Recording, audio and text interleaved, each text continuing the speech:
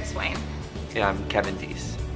And I'm the president of Compass, and Kevin's a first-year rep. Yeah. So we have a small program. We have about 200 students overall, so about 100 per class.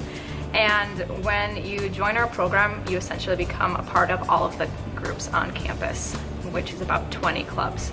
So essentially we have 200 members, but the board specifically has about 10, so we're responsible for putting on activities for the campus as a whole. And as Kevin mentioned earlier, allyship is huge. Half of our board is our allies. And this year we're very focused on education to the greater Carlson community and ally training. So this year we attended an event that was hosted by Health Partners, which is a local healthcare organization in the Twin Cities, and TPT, because TPT created a documentary on the LGBTQ movement in Minnesota.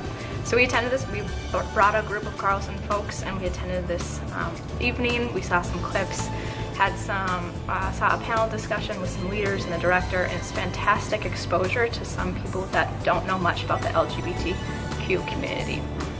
It's really cool to see how supportive people in Minnesota and specifically at Carlson are of the LGBTQ community, and there's really a desire to want to know more about us culturally and historically, because really it was a documentary about the history of LGBTQ rights in Minnesota, which was fascinating to learn about. I think it's important to have role models, and to have role models, to be a role model, you have to be out.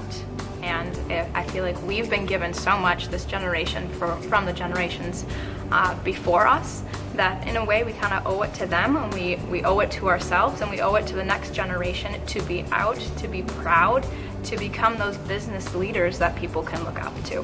Yeah, I think representation is so important. Whether it's LGBTQ or just women, doing great things, and people of color. It's so important for younger people to be able to see themselves in people that they look to as role models. A lot of people aren't really familiar with Minnesota or Minneapolis and St. Paul.